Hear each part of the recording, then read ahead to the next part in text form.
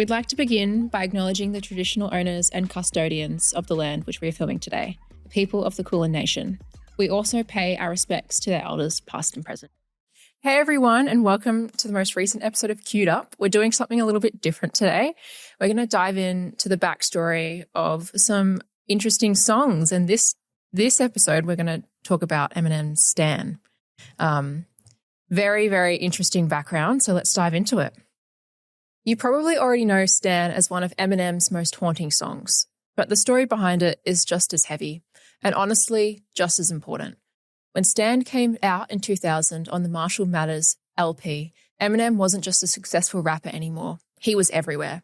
Radio, TV, magazine covers, controversy on the nightly news. He'd gone from underground battles in Detroit to global fame in just a couple of years. And with that came something he wasn't prepared for. An overwhelming amount of fan mail. Not just normal fan mail either. Some of it was supportive, some of it was emotional. But a lot of it was intense. People writing long, personal stories. Fans who felt like Eminem was the only person that understood them. People who were struggling with their mental health, their relationships, their lives, and were projecting all of that onto him. Eminem said that Stan was inspired by those real letters. He started thinking about what would happen when someone doesn't just like your music, but builds their identity around you. When admiration quietly turns into dependence. So he created this character, Stan. The song is told through a series of letters from Stan to Eminem. At first, Stan is just a devoted fan. He talks about how much Eminem's music means to him. He relates to the anger, the isolation, the feeling of not being heard. It feels familiar, almost harmless. But then something shifts. Stan just doesn't get a response, and instead of understanding that a world-famous artist can't reply to everyone, he starts to feel ignored, rejected, entitled. His tone changes from admiration to resentment. He starts saying things like, "I'm just like you." And that's when the line blurs between who he is and who he thinks he is. By the final verse, Stan is unraveling. He is in a toxic relationship, he's drinking, he's spiraling, and in one of the most chilling moments of the song, he records himself driving drunk with his pregnant girlfriend in the car and still talking to Eminem as if this letter was the one that will finally make him listen. Then comes the reveal. In the last verse, Eminem finally responds. He apologizes for not writing back sooner. He tells Stan to take a breath, to get help, to not make decisions in anger. And as he keeps reading, he realizes the truth. The story behind Stan described is something he's just seen on the news. It wasn't a metaphor. Stan is already dead. And that's what makes Stan more than just a sad song. It's a tragedy built on miscommunication, obsession, and emotional isolation. And then there's the chorus. The hook comes from Dido's "Thank You," which is warm and gentle in the original, but in Stan, it becomes something completely different. It's haunting, distant, almost ghost-like. It feels like an emotional echo of someone who has already slipped away. That contrast between soft melody and brutal storytelling is a huge part of why the songs hit so hard. That's what I find most powerful about that Stan isn't really about fame. It's about influence. Eminem knew his music meant something to people who felt unseen or misunderstood. And this song is him asking a hard question. What responsibility does an artist have when their words become someone else's emotional lifeline? At the time, this kind of self-reflection was rare in mainstream hip-hop. Eminem was known for shock, satire, and controversy. But here, he stripped all that back. No punchlines, no provocation, just storytelling. The cultural impact was massive. The word Stan entered the dictionary. It became shorthand for an overly obsessive fan. People use it casually now, like, I stan this artist. But the origin is dark. It comes from a character whose need for connection turned into something destructive. And what really gets me is how relevant the song still feels. We now live in a world where fans can message artists instantly, where parasocial relationships are everywhere, and when people feel emotionally close to public figures who will never actually know them.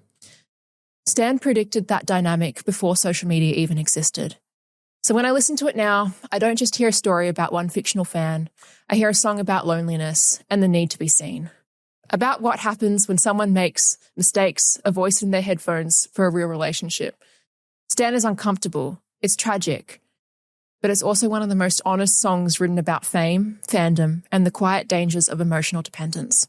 And that's why, almost 2 decades later, it still hits just as hard. Well, I hope you enjoyed that, a little bit of that story. I think it was very interesting. Yes. It's a new format for us. But after we tell the story of the song, I have Kim join me here to unpack it. Yes, it was a very good story. It's a great song. We were just talking about this before, that still stands the test of time, doesn't it? Yes. Stands the test of time. But I think it also brought up a lot of really interesting questions, some that we've unpacked previously a little bit around people's relationship to artists.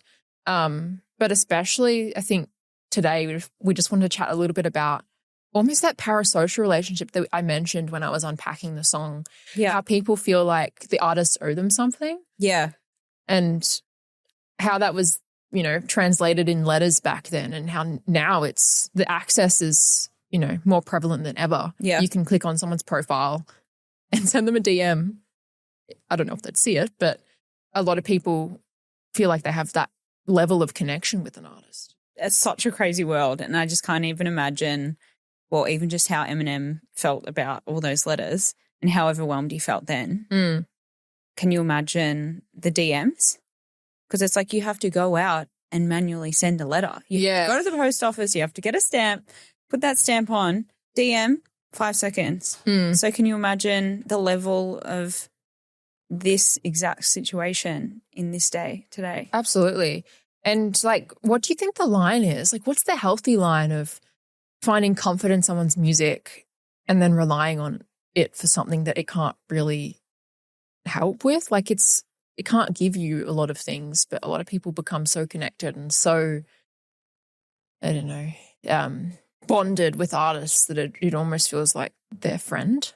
Yeah, and then they think that Taylor Swift or someone has a responsibility to your happiness, which obviously, see a therapist, I think is the main thing.